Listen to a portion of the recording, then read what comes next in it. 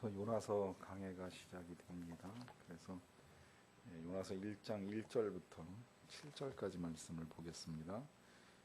구약성경 1287면 요나서 1장 1절부터 7절까지 말씀입니다.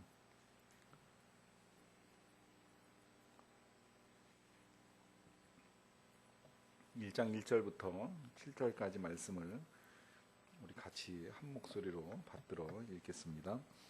여호와의 말씀이 아미떼의 아들 요나에게 임하니라. 이르시되 너는 일어나 저 큰 성읍 니느웨로 와서 그것을 향하여 외치라. 그 악독이 내 앞에 상달되었음이니라 하시니라. 그러나 요나가 여호와의 얼굴을 피하려고 일어나 다시스로 도망하려 하여 욥바로 내려갔더니 마침 다시스로 가는 배를 만난지라. 여호와의 얼굴을 피하여 그들과 함께 다시스로 가려고 배에 삭슬을 주고 배에 올랐더라. 여호와께서 큰 바람을 바다 위에 내리시매 바다 가운데에 큰 폭풍이 일어나 배가 거의 깨지게 된지라. 사공들이 두려워하여 각각 자기의 신을 부르고 또 배를 가볍게 하려고 그 가운데 물건들을 바다에 던지니라. 그러나 요나는 배 밑층에 내려가서 누워 깊이 잠이 든지라. 선장이 그에게 가서 이르되 자는 자여 어찌함이냐. 일어나서 네 하나님께 구하라. 혹시 하나님이 우리를 생각하사 망하지 아니하게 하시리라 하니라. 그들이 서로 이르되 자 우리가 제비를 뽑아 이 재앙이 누구로 말미암아 우리에게 임하였나 알아보자 하고 곧 제비를 뽑으니 제비가 요나에게 뽑힌지라. 요나를 잘 아시죠 여러분들? 요나 이야기를 모르시는 분은 아니 계시리라고 생각을 합니다. 아마 유치부 정도 졸업했으면 아니면 교회 생활 조금 하셨으면 이 요나 이야기는 다 알고 계시리라고 생각을 합니다. 어린아이로부터 시작을 해서 성인에 이르기까지 성경에서 가장 많이 알려져 있는 모든 그리스도인들이 알고 있는 사람이라고 하면 아마 그 중에 한 사람이 요나가 아니겠는가 생각을 합니다. 물론 뭐 다윗도 알고 모세도 알고 하지만 성경에 나오는 분량이 그 짧음에도 불구하고 많은 사람들에게 많이 알려져 있는 사람 중에 요나가 있습니다.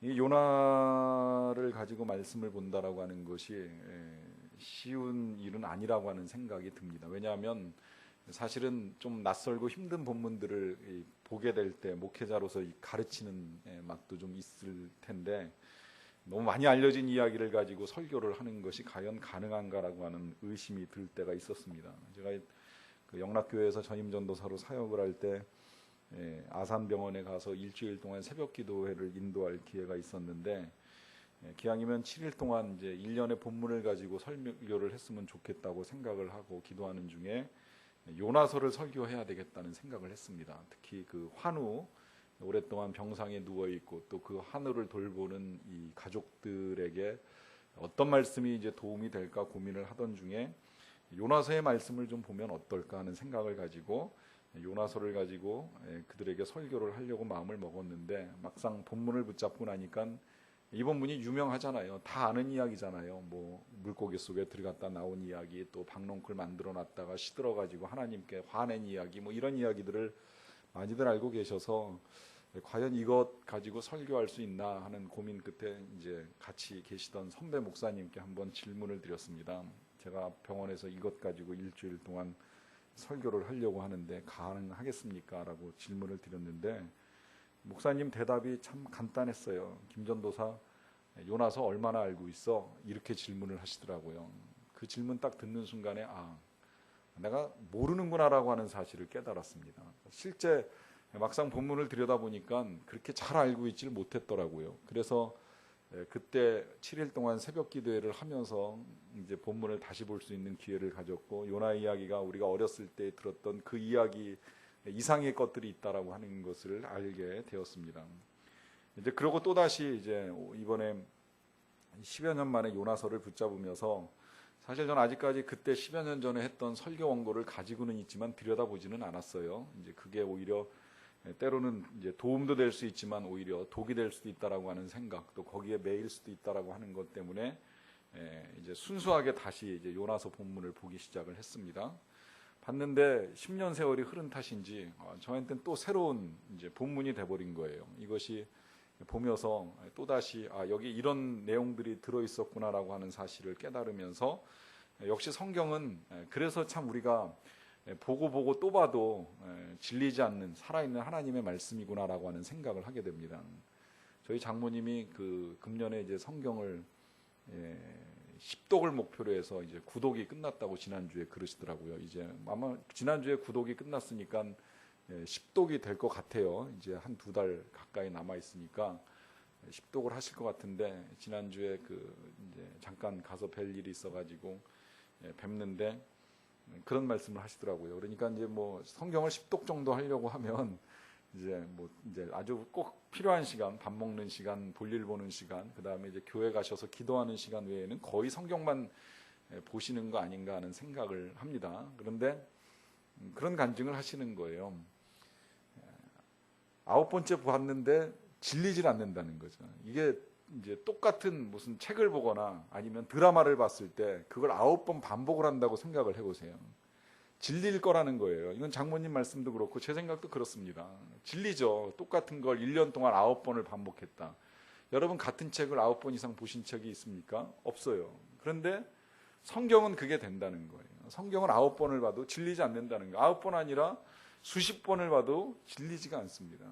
왜냐하면 이건 살아계신 하나님의 음성입니다. 볼 때마다, 읽을 때마다 계속 새로운 것들을 우리에게 가르쳐 주시고 알려주시고 깨닫게 하시고, 또 그래서 우리가 성장하게 하시고 성장에는 열매가 맺히게 하시는 이런 일들이 계속 일어나기 때문에 뭐 10번 아니라 20번, 100번을 봐도 늘 새로운 거예요.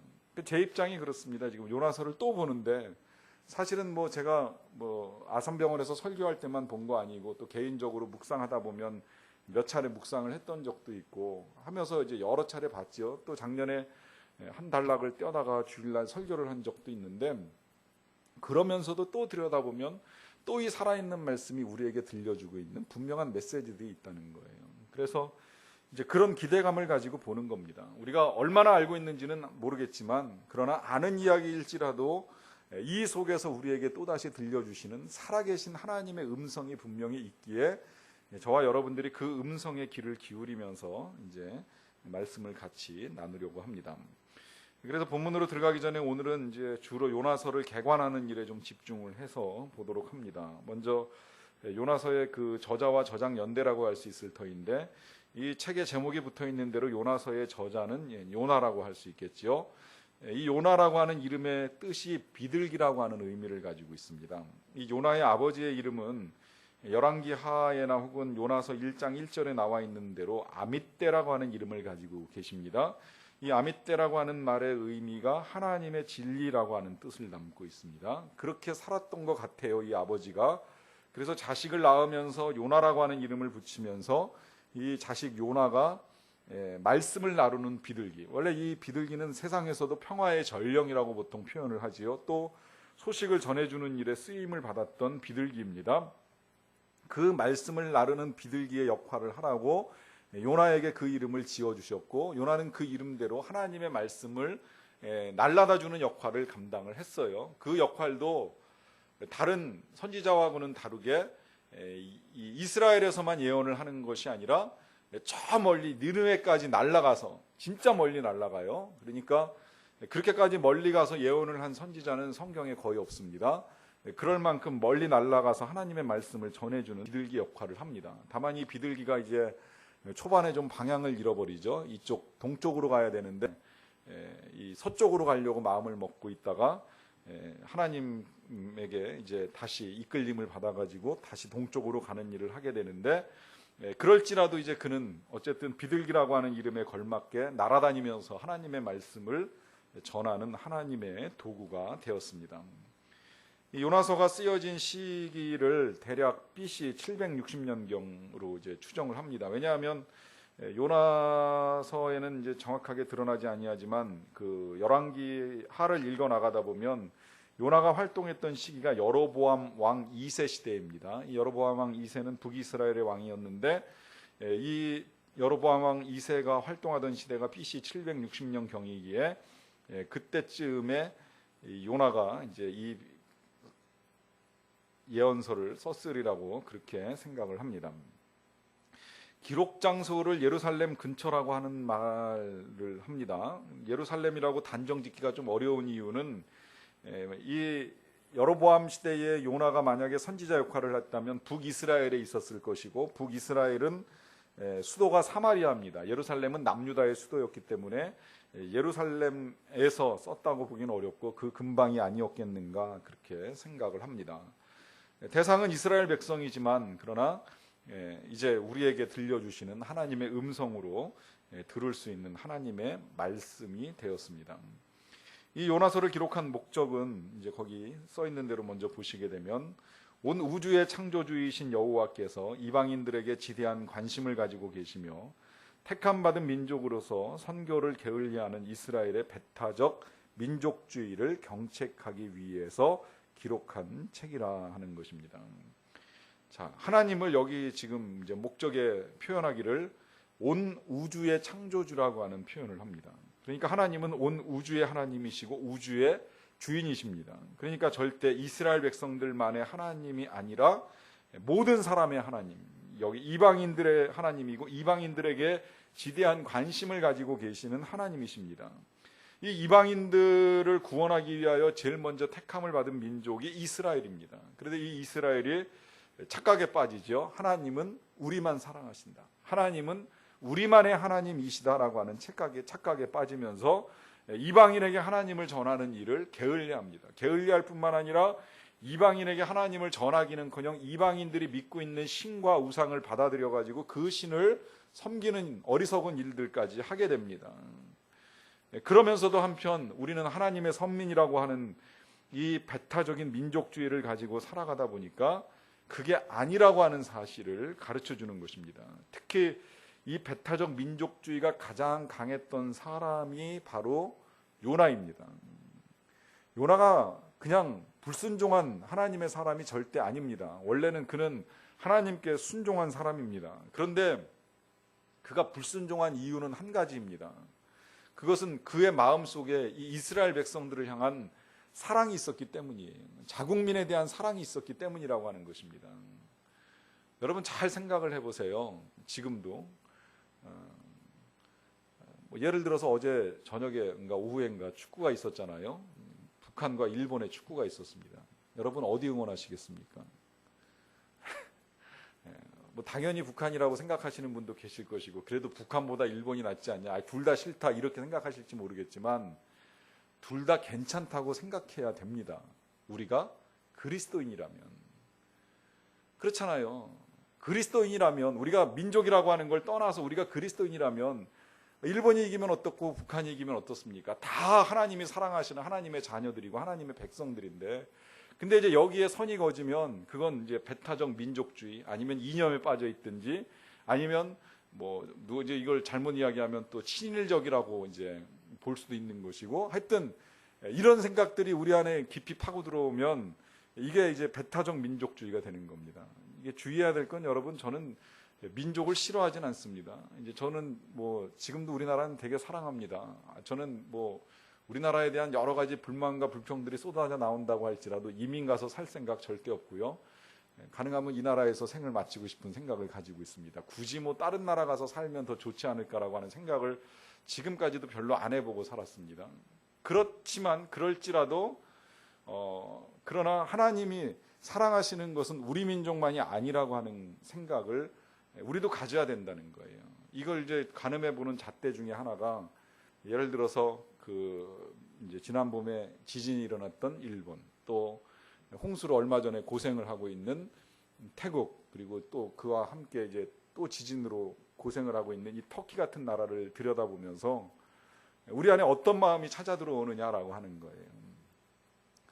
그런 이야기를 얼핏 들었던 적이 있어요. 일본 우상 섬기는 나라니까 지진 나는 거 당연하고, 태국도 불교 우상 엄청나죠. 거기도 사원 정말 많습니다. 그런 나라 물에 잠기는 거 마땅하다고 생각이 들고, 터키 이슬람 나라니까 하나님께 벌 받아서 지진 나고 사람 죽는 거 마땅하다 생각하면, 그러면 우리도 이제 요나와 지금 똑같은 상태에 빠져 있는 거라는 거예요. 배타적 민족주의에 빠져 있는 거예요. 그들을 향한 하나님의 마음은 긍휼입니다. 하나님은 그들도 불쌍히 여기십니다. 비록 그들이 현재 우상을 섬기고 있기는 하지만 그들이 돌아오기를 애타는 마음으로 기다리고 계십니다. 이걸 요나가 견딜 수가 없었던 거예요. 하나님께서 지금 니느웨로 와서 하나님의 말씀을 전하라고 하십니다. 그런데 이 니느웨는 아수르의 수도입니다. 이 아수르는 오랫동안 이스라엘을 괴롭히던 나라입니다. 이스라엘은 이 아수르 때문에 고생을 참 많이 했어요. 그러다가 지금 이제 여로보암 시대의 나라의 국력이 강해지고 하나님께서 회복시켜 주는 것과 같은 은혜를 누리고 있는데, 이때 하나님이 갑자기 아수르로 가가지고 그 민족을 회개케 하라고 하는 말씀을 전하라는 거예요. 근데 요나가 그걸 알고 있는 겁니다. 만약에 그렇게 가서 요나가 전한 다음에 이 아수르 민족이 회개를 하잖아요. 어떤 결과가 일어나냐면 사그라들고 있던 이 니느웨가 다시 일어서는 겁니다. 다시 부강해지는 거예요. 이걸 요나가 알고 있기 때문에 그 나라의 부강함은 곧 이스라엘의 위협이 될 수 있다는 것을 알게 되니까 요나가 이렇게 생각을 하는 거죠. 왜 그걸 내가 해야 됩니까? 왜 내가 저 이방 민족에게 가가지고 그들을 향하여 하나님의 뜻을 전한 다음에 그들이 살 길을 내가 열어줘야 됩니까? 그들이 살아나는 건 내 민족이 죽어가는 길인데 내가 왜 이스라엘 백성으로서 남의 민족을 살려주고 내 민족을 죽이는 일을 해야만 합니까? 난 그렇게는 못하겠습니다. 귀 닫아버리고 떠나버리는 거예요. 그러나 하나님의 생각은 달랐어요. 늘 우리가 이제 이 부분이 문제입니다. 하나님의 생각과 우리의 생각이 다르다라고 하는 점입니다. 여러분, 나중에 보면 이제 우리가 이제 가면서 보긴 하겠습니다만은, 나중에 보면 요나가 이제 하나님의 뜻에 순종을 하잖아요. 하나님의 명령을 따라 니느웨를 가잖아요. 가서 그 땅에서 외치는 일을 합니다. 그런데 요나의 마음 속에 담겨 있었던 생각은 뭐예요? 외칠지라도 내 말을 듣고 그 누구도 회개하지 않고 이 성이 멸망되기를 끝까지 기다리고 있습니다. 반면에 하나님은 어떻게 해요? 하나님은 어설프게 전한 요나의 예언이라고 할지라도 그 백성들이 듣고 돌아오길 원하고 계셨다는 거예요. 이것이 하나님의 생각과 사람의 생각의 차이입니다. 이 차이 때문에 요나는 순종을 하기는 했지만, 뒤늦게 순종을 하긴 했지만 결국 하나님의 뜻은 헤아리지 못하고 갔었던 거예요. 그래서 오늘 우리가 이제 이 요나서를 보면서 함께 봐야 될 것이 뭐냐면, 우리 그리스도인들도 이런 배타적인 신앙을 가지고 살아갈 수 있다라고 하는 것입니다. 또 더 나아가서는 나의 하나님을 뛰어넘어서 나만의 하나님이 아니라 우리 모두의 하나님이 되어야 한다는 거예요. 특히 우리 시대는요, 그리스도인들 간의 갈등이 끊임없이 일어나고 있습니다. 교회 안의 다툼과 싸움이 곳곳에서 터져나오고 있습니다. 그리고 각자 하나님께 기도를 드립니다. 저들은 왜 저러는지 모르겠다라고 하는 기도를 드립니다. 그러면서 그런 얘기까지 하지요. 당신이 믿는 하나님과 내가 믿는 하나님이 다른 것 같다 하는 이야기를 합니다. 몇 년 전에 그 갱스 오브 뉴욕이라고 하는 이 영화가 있었는데요. 그 영화를 보면 뉴욕이 처음에 이제 이 영국이나 유럽의 이민자들이 와가지고 정착을 하는 과정 중에 전쟁이 그 도시 안에서 이제 일어납니다. 먼저 왔던 사람과 뒤늦게 도착한 사람과의 전쟁이 일어나요. 근데 이 싸움이 실은 이제 구체적으로는 가톨릭을 믿는 사람과 개신교를 믿는 사람 사이에서의 갈등입니다. 그러니까 먼저 정착을 한 개신교도들하고 이제 뒤늦게 들어온 가톨릭 교도들하고 뉴욕의 이 세력을 이제 서로 쥐기 위해서 싸움을 하는 거예요. 그러다가 싸움이 점점 커지니까 이제 이게 조직화가 되고 마치 이제 군사 전쟁처럼 이 뉴욕이라고 하는 한 지역 내에서 이제 많은 사람들이 각각의 종교에 운집해 가지고 세력을 구축한 다음에 날짜를 정해 가지고 이제 대대적인 전쟁을 치르게 됩니다. 그 전쟁을 치르기 직전에 이제 양쪽의 수장이라고 할 수 있는 양쪽의 리더들이 이 가톨릭 교도는 성당에 가가지고 또 개신교도는 교회에 가가지고 기도를 해요. 번역을 아예 그렇게 번역을 해놨어요. 우리말로 자막에 개신교도는 하나님이시여 우리를 도우사 저 악한 원수들을 이기고 우리가 이 땅에서 평화를 누릴 수 있게 해주십시오. 가톨릭교도는 똑같이 그렇게 기도합니다. 천주님이라고 번역을 하면서 천주님이시여 이 전쟁 속에 우리를 도우사 우리로 하여금 이 땅에서 승리케 하여 주시옵소서. 기도를 하는 거예요. 누가 들으세요? 하나님이 들으시잖아요. 그런데 서로가 서로는 인정을 안 하는 거예요. 왜 그래요? 뭔가 잘못된 거죠. 하나님은 모두의 하나님이신데 나의 하나님이라고만 생각을 하고 있는 거예요. 내 원수의 하나님이라고 생각을 미처 못하고 있는 겁니다. 하나님이 그의 하나님도 될 수 있다는 걸 미처 생각하지 못하다 보니까 이런 현상들이 나타나는 거예요. 요나는 지금 자신이 믿고 있는 하나님이 이 아수르의 하나님, 니느웨의 하나님이 될 수 있다는 걸 생각지 못하면서 이런 오류에 빠집니다. 이런 우리의 생각을 경책하기 위하여 기록된 책입니다. 그러나 이 책의 기록 목적은 여기에서만 그치는 것이 아니라 궁극적으로는 그 민족을 사랑하시는 하나님, 뭐 이스라엘이 됐던 아수르가 됐던 그 모든 민족을 사랑하시는 하나님께서 궁극적으로는 요나를 사랑하시는 하나님인 것도 보여주시고요. 더 나아가서 이 요나를 사랑하시는 하나님은 결론적으로 바로 나를 사랑하시는 하나님이라는 것을 다시 알려주고 계십니다. 결국은 이 일을 통해서 우리가 하나님이 나를 얼마나 사랑하시는지를 다시 한번 확인하는 그런 작업을 할 수 있게 됩니다. 그래서 요나서의 주제 말씀은 그 4장 10절에서 11절 맨 마지막 부분이라고 할 수 있는데요. 여호와께서 이르시되 네가 수고도 아니하였고 재배도 아니하였고 하룻밤에 났다가 하룻밤에 말라버린 이 박농쿨을 아꼈거든. 하물며 이 큰 성읍 니느웨에는 자후를 분별하지 못하는 자가 12만여 명이요 가축도 많이 있나니 내가 어찌 아끼지 아니하겠느냐 하시니라라고 하는 이 말씀을 통해서 하나님이 아끼시는 걸 이제 생각하게 해주는 거예요. 요나는 박농쿨이 사라진 것 때문에 애통했지만 이제 하나님이 그걸 놓고 따지시는 거죠. 자, 너는 박농쿨을 아낀다. 그러나 하나님은 니느웨를 아낀다. 이제 같은 동사를 사용해 가지고 하나님이 소중하게 여기시는 것을 일깨워 줍니다. 그런데 그 뒤에 끊어졌어요. 여기서 요나서가 아마 이걸 우리가 일반적으로 성경을 쓴다라고 하면 이렇게 마무리를 했어야 됩니다. 그래서 요나는 회개하고 하나님께 돌아왔더라. 이렇게 끝이 나야 되거든요. 그런데 그 말이 기록되어 있지 않습니다. 왜 기록되어 있지 아니할까요? 여기 이제 우리에게 메시지를 주고 있습니다. 하나님께서는 요나도 아끼셨더라. 또 더 나아가서 하나님께서는 우리들도 아끼시느니라. 이제 이것까지가 실은 온전한 주제라고 할 수 있겠지요. 그 주제 말씀을 전해주기 위하여 이제 요나서가 기록이 됐고요. 참고 말씀은 이 요나라고 하는 이름이 요나서에만 등장하는 것이 아니라 이제 성경에 한 군데 더 등장을 하는데 이 열왕기하 14장 25절의 말씀을 통해서 이제 요나의 위상을 우리가 헤아립니다. 이스라엘의 하나님 여호와께서 그의 종 가드에벨 아밋떼의 아들 선지자 요나, 바로 이 요나입니다. 이 요나를 통하여서 하신 말씀과 같이, 하신 말씀이라고 하는 것은 이제 예언했다는 거예요. 요나가 예언을 했어요. 어떤 예언이냐? 여로보암 왕 때에 이스라엘이 영토를 회복하되 하마더기에서부터 아라바 바다까지 하게 될 것이니라 라고 예언한 것이 그대로 성취가 되어서 실제로 이스라엘이 요나 시대에 또 여로보암 왕 시대에 최고의 영토, 그동안에 다윗 왕 이후로는 계속 쭈그러들었던 이 이스라엘이 여로보암 2세 때 와가지고 가장 이제 강력한 영토를 회복하고 군사력을 자랑하는 시기가 됩니다. 이런 이스라엘의 흥왕기에 갑자기 하나님께서 니느웨를 살려주시겠다고 말씀을 하시니까 요나가 답답해서 못 견디하는 거예요. 그래서 요나가 이제 하나님을 떠나가게 되는데 오늘 요나가 어떻게 이제 하나님을 떠나가는지를 보겠습니다. 1번, 하나님께서는 하나님의 사람을 통하여서 하나님의 뜻을 전할 것을 원하고 계십니다. 이게 이제 가장 기본적인 이제 진리죠. 하나님께서는 하나님의 사람을 통하여서 하나님의 뜻을 전한다는 겁니다. 자, 말씀을 통해서 좀 구체적으로 보겠습니다.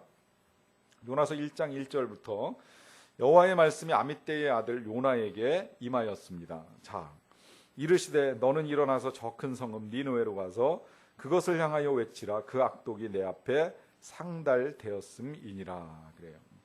자, 하나님의 말씀이 이제 요나에게 임했습니다. 이전에 요나가 무슨 일을 하고 있었는지는 모르겠어요. 예를 들면 아모스 선지자 같은 경우에는 뭐 뽕나무를 재배하고 있었고 여러 가지 일들을 하는 중에 이제 부르심을 받습니다만은 정확하게는 요나가 지금 하나님의 말씀이 임하기 전까지 뭘 하고 있었는지는 모르겠지만 그러나 어쨌든 임하신 하나님의 말씀의 특징이 이 말씀 속에 드러나고 있는 동사 3개를 통하여 이제 명확하게 우리에게 전달이 됩니다. 제일 먼저 하나님이 하시는 말씀입니다. 너는 일어나라 하는 거예요. 근데 이 일어나라고 하는 말은 이제 새로운 일을 시작하기 위한 하나님의 당부라고 할 수 있습니다. 인생의 전환점을 새롭게 맞이하는 거예요. 만약에 요나가 지금까지 이스라엘 백성들만을 놓고 사역을 해왔다면 하나님은 일어나서 이제 니느웨라고 하는 새로운 사역지를 허락하시기 위하여 일어나라고 말씀을 하십니다. 이 탕자가 방황하다가 마지막에 집으로 돌아와야 되겠다라고 하는 결심을 딱 굳혔을 때 성경이 이렇게 표현을 합니다. 이에 일어나서 아버지께로 돌아가니라. 일어나서 돌아갔다는 거예요. 삶의 전환을 이루었다는 거예요. 또 빌립이 광야 사마리아에서 한참 전도를 하면서 부흥을 맛보고 있을 때에 하나님이 빌립에게 성령으로 나타나셔서 말씀합니다. 일어나서 남으로 향하여 내려가라 그래요. 지금 너가 머물러 있었던 그곳에서 일어나라는 겁니다. 움직여야 된다는 거예요.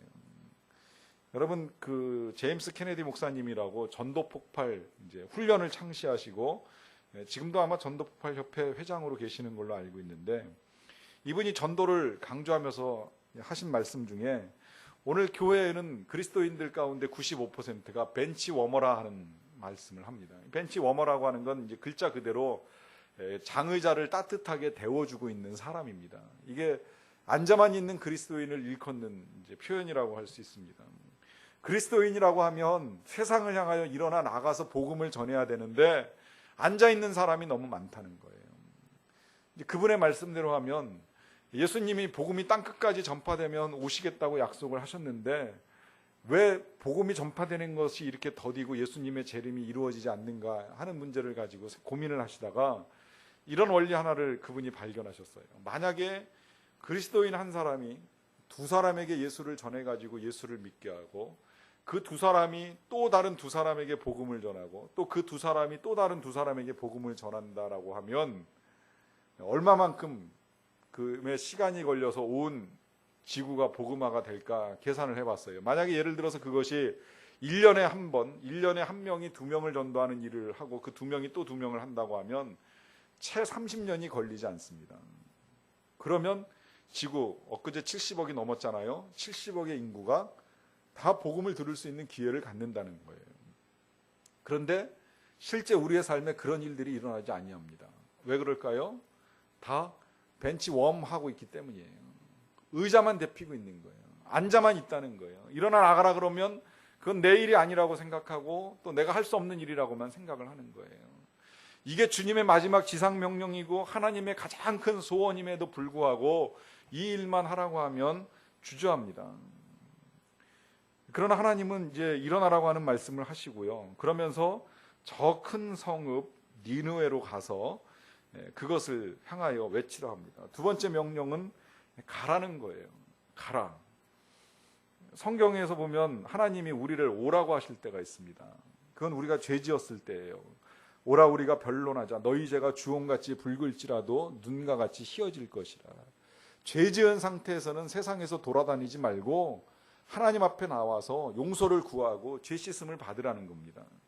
또 예수님이 오라고 하실 때가 있었죠. 언제 오라 그래요? 수고하고 무거운 짐진 자들아 다 내게로 오라 그러십니다. 지쳐 있으면 오라는 거예요. 힘들면 오라는 거예요. 짐을 내려놓고 가라는 거예요. 하나님께 맡기고 가라는 거예요. 일단 와서 하나님께 다 내려놓는 시간을 가지라고 부탁을 합니다. 그 일이 끝나고 나면 어떻게 해야 돼요? 그 다음에 가야 돼요. 세상을 향해서 가야 돼요. 그래서 우리 교회 들어올 때 보시면 오라네가 쉬게 하리라 쓰여 있죠. 나가실 때 보면 가라네가 함께 하리라. 이제 이곳에서 필요한 치료를 받고 회복을 얻고 또 용서를 얻었으면 그 다음엔 가는 거예요. 세상을 향하여 나아가야 돼요. 그곳이 가정이 됐던 직장이 됐던 학교가 됐던 그 어떤 곳이 됐던 하나님의 명령을 따라 가는 겁니다. 그리고 가서 그 다음에 해야 될 일을 하나님이 당부합니다. 뭐예요? 외치라 하는 거예요. 그것을 향하여 외치라. 이 외치라고 하는 말씀 속에 이런 의미가 함께 담겨져 있습니다. 그들에게 있어서 어떤 반응이 일어나든지. 요나에겐 여러 가지 생각이 많았으리라고 여겨집니다. 민족주의적인 생각 때문에도 니느웨를 가기 싫었지만, 니느웨하고 이스라엘은 이제 적성국가 아닙니까? 이 적성국가에 이 하나님의 백성이 이방 민족에게 가가지고 하나님의 뜻을 전한다고 전했을 때 그들이 겸손하게 수용하면 감사하겠지만 만약에 웃기는 소리 하지 말라고 하면서 잡거나 가두거나 죽이거나 하면 이것 또한 두렵고 괴로운 일이 되는 거잖아요. 실제로 뭐 작년인가 재작년에 왜 미국인 신분을 가지고 북한에 들어가서 하나님의 뜻을 전하고 있다고 했던 그 로버트 박도 들어갔지만 제대로 뜻이 전달됐는지는 모르겠고 고생만 하다가 나왔잖아요. 클린턴이 가서 데리고 나오는 과정이 있었잖아요. 이런 일이 요나에게 없으리라고 하는 보장이 어디 있겠습니까? 그러니까 요나는 가기 싫은 거예요. 그러나 그럴지라도 하나님은 가서 외치라고 합니다. 왜? 중요한 건 지금 하나님의 백성이 세상을 향하여 하나님의 뜻을 전하는 것이지 그들이 듣든지 아니 듣든지 거절하든지 혹은 콧방귀를 뀌든지 어떤 반응을 보이든지 그것이 두렵다고 멈춰서는 아니 된다라고 하는 거예요. 그러면서 관계없이 떠나라고 말씀을 하십니다. 그리고 거기에 이유 한 가지를 덧붙이죠. 그 이유는 그들의 악독이 내 앞에 상달되었음이니라 그래요. 이 악독이 하나님 앞에 상달되었다라고 하는 의미는 이제 하나님이 그들의 악을 알게 되었다라고 하는 의미가 아니라 이미 오래전부터 그들의 악을 하나님이 아시고 계셨고 그것이 쌓여가지고 이제 하나님이 더 이상은 봐주실 수가 없는 상태에 놓여 있는 것을 말합니다. 그러니까 하나님은 이런 하나님이라고 이해하시면 제일 좋아요. 그 악이 하나님 앞에 상달될 때까지, 그러니까 참을 수 있는 만큼은 최대한 참아주시는 하나님이십니다. 이제 그와 더불어서 한 가지 더 말하자면 그 과정 중에 누구라도 회개하고 돌이켜서 하나님께로 나오면 싹 잊어버리시고 다 용서하시고 다 없었던 걸로 해버리셔요. 그런 하나님이세요. 그러니까 지금 그들의 상달된 악독 앞에서 일단 가서 외치라는 말씀을 이제 먼저 이 요나를 통해서 하나님이 전달을 하시는 거예요. 그래서 요나가 가야 되는데 안타깝게도 그러나 요나는 하나님의 얼굴을 피하여서 도망을 갑니다. 그래서 어디로 도망을 가느냐라고 하면 다시스로 도망을 하려고 욥바로 내려갑니다. 이 다시스라고 하는 곳은 스페인에 있는 한 도시입니다. 그리고 욥바는 이스라엘, 지금은 이제 텔아비브라고 하는 이스라엘의 수도가 있는 지역인데 이 수도 항구에 내려가 가지고 배를 타겠다라고 하면서 이제 욥바로 간 거예요. 이 다시스로 가는 요나를 생각해 보면 아직도 하나님을 다 알지 못하고 있는 거예요. 왜냐하면 마치 그 길로 가면 더 이상 하나님과 소통할 일이 없다고 생각을 하는 겁니다.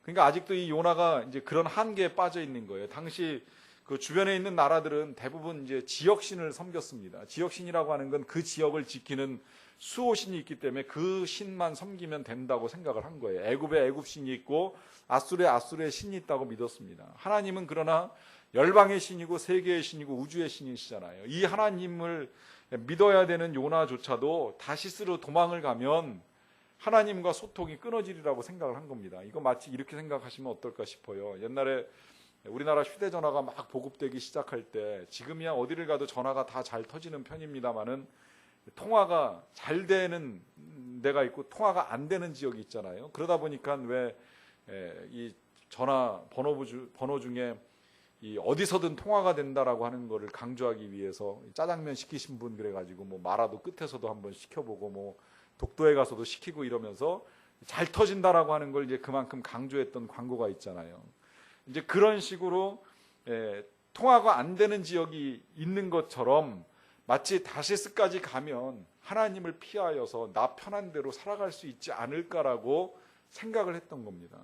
이게 오해지요. 나중에 우리가 다시 확인하겠습니다마는 하나님이 아니 계신 곳이 어디 있습니까? 지금 이 요나가 욥바로 간다고 또 배를 탄다고 또 배에서도 배 밑창으로 내려간다고 한들 하나님의 눈을 피할 수가 있습니까? 하나님이 안 보이시도록 숨을 수가 있습니까? 실제 하나님하고 숨바꼭질 했던 사람이 있죠.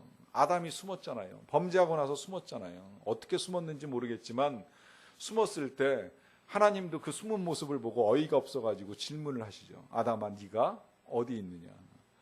이게 못 찾아서 질문하시는 거예요. 다 알고 계시면서 하시는 거잖아요. 네가 숨어 있을지라도 내가 볼 수 없겠느냐? 다 보고 있는데 도대체 네가 지금 어디 있는 것이냐? 정신을 좀 차려봐라. 왜 그렇게 하고 있느냐라고 하면서 알면서 하나님이 질문을 하시는 겁니다. 만약에 요나가 그 하나님을 알았더라면 굳이 다시스까지 갈 필요가 없었을 텐데 거기까지 가겠다라고 하면서 욥바로 내려갔는데 참 기가 막히게도 마침 다시스로 가는 배를 만나게 돼요. 이게 이제 또 요나에게 크나큰 유혹이 되는 겁니다. 왜 유혹이 되느냐? 순적하게 일이 풀리고 있거든요. 이거 대단히 잘 풀린 케이스입니다. 왜냐하면 이 당시에 이 배를 가자마자 탄다라고 하는 건 쉬운 일 아니에요. 왜냐하면 배가 한 번 뜨는 게 뭐 오늘날 같이 뭐 하루에 한 대, 뭐 아니면 뭐 일주일에 한 대 이 정도만 돼도 다행인데요. 당시에 배가 한 번 뜨려고 그러면 1년에 한 두세 번, 그래서 심한 경우에는 한 6개월도 기다리는 경우가 있어요. 일단 가서 날짜 물어보고 출항일자가 언제입니까? 물어보고 나서 대략 이 파도가 가라앉는 이때부터 시작이 됩니다. 아니면 뭐 이제 겨울 동절기가 다 지나고 나면 이때 출항을 합니다. 그러면 계속 기다려야 되는 거예요. 2달이고 3달이고. 그래서 그 배 시간에 맞춰 가지고 나가서 이제 배를 타고 출발을 하던 그런 시대였습니다. 그런데 그런 시대에 마침 다시스로 가는 배를 만났으니 얼마나 신났겠어요. 근데 이 사실을 통해서 우리가 하나를 깨달아야 되죠. 그건 뭐냐면 우리가 하나님의 뜻을 거스릴 때에도 순적하게 풀리는 일들을 만날 수 있다는 거예요. 일이 잘 풀린다고 해서 하나님이 다 은혜를 베푸시는 건 아니라고 하는 것입니다. 거기에 또 하나 깨달아야 될 것이 있습니다. 이건 더 중요한 것인데요. 그렇게 해서 내 뜻대로 풀리는 일들이라고 할지라도 그것이 함정이 될 수 있습니다. 그것이 지뢰가 될 수 있습니다. 다만 거기에 하나의 조건을 하나 달아드리지요. 하나님을 거역하고 내 뜻대로 풀어가는 일들이 함정입니다. 만약에 하나님께 우리가 순종하고 하나님께서 원하시는 것과 내가 원하는 것이 일치가 되어서 풀리는 일이라면 그건 진짜 은혜가 되는 것이고, 반면에 하나님은 원치 않는 일인데 내가 원하는 대로 일들이 풀려져 나간다라고 했을 때 그건 오히려 지뢰가 되고 함정이 된다는 거예요. 이 함정에 빠져가지고 이제 요나는 신난 게 다시스로 가는 배에 올라탑니다. 그리고 여호와의 얼굴을 피하여서 그들과 함께 다시스로 가려고 뱃삭을 주고 배에 오르게 됩니다. 여기 배에 오른다라고 하는 이 표현이 실은 그 위에 있는 욥바로 내려갔다라고 하는 똑같은 동사가 사용이 됐어요. 그런데 다만 배에 내렸더라 이렇게 쓰게 되면 이제 우리나라 사람들은 혼란을 일으키니까 이걸 올랐더라로 번역을 해놓기는 했습니다만은 원래는 욥바로 내려가고 또 배에 내려가고, 배에서도 마지막에 그 요나서 5장 1장 5절 같은 경우에 보시게 되면 배에서도 배 밑층으로 내려가는 일을 하게 됩니다. 이게 무슨 이야기예요? 계속 요나가 내리막길로 가고 있다는 걸 우리에게 가르쳐주고 있는 겁니다. 왜? 하나님을 떠났기 때문에, 또 하나님의 뜻을 인정하기 싫었기 때문에. 거기 제가 역대하 7장 14절을 기록을 해놨습니다. 내 이름으로 일컫는 내 백성이 그들이 악한 길에서 떠나 스스로 낮추고 기도하여 내 얼굴을 찾으면 내가 하늘에서 듣고 그들의 죄를 사하고 그들의 땅을 고칠지라. 그래요. 사람이 죄악 가운데 멸망할 때의 살 길, 그 살 길은 스스로를 낮추고 기도하면서 구해야 될 것은 다른 것이 아니라 하나님의 얼굴을 구하는 일입니다. 그 하나님의 얼굴을 구하게 되면 하나님께서 하늘에서 듣고 그들의 죄를 사하시겠다고 하는 약속을 하십니다. 그런데 안타까운 것은 선지자가, 하나님의 사람이 이 하나님의 얼굴을 찾는 것이 아니라 제가 정말 니느웨로 가야 됩니까? 라고 질문을 하면서 하나님의 얼굴을 찾는 것이 아니라 그 1장 3절을 다시 보시게 되면 여호와의 얼굴을 피하려고 일어나서 욥바로 가요. 또 배를 탄 다음엔 여호와의 얼굴을 피하여서 뱃삭을 주고 배에 오릅니다. 지금 선지자가 하나님의 얼굴을 찾는 것이 아니라 하나님의 얼굴을 피하고 있어요. 그러니까 자꾸 내려가는 겁니다. 내리막길로 가고 있는 거예요. 여러분, 우리의 신앙에 침체가 일어날 때 이 점을 잘 생각을 해야 됩니다. 내가 하나님의 얼굴을 찾고 있는가? 피하고 있는가? 내가 하나님의 뜻을 구하고 있는가? 내 뜻을 구하고 있는가? 만약에 우리가 하나님의 얼굴을 피하고 내 뜻을 찾고 있다면 우린 지금 내려가고 있는 중입니다. 욕망의 항구를 향해서 내려갑니다. 내가 이루고자 하는 꿈을 향해서 지금 풍랑을 헤치고 나가겠다라고 하면서 욕심을 부리는 겁니다. 그러나 하나님은 그런 우리를 포기하지 아니하십니다. 비록 요나는 끝까지 내려갔지만 그러나 이 내려가고 있는 요나를 끝까지 추적하시는 하나님을 우리가 보게 됩니다. 이제 그건 우리가 다음 시간에 이어서 보기로 하고요. 오늘 여기까지 본 이 내용들을 통하여서 우리가 하나님의 뜻을 거스리고 일어나는 모든 일들이 다 하나님께서 원하시는 것은 아니라고 하는 사실을 깨닫고 나아갈 수 있게 되시기를 바랍니다. 같이 잠깐 찬양하고 기도하고 마치겠습니다.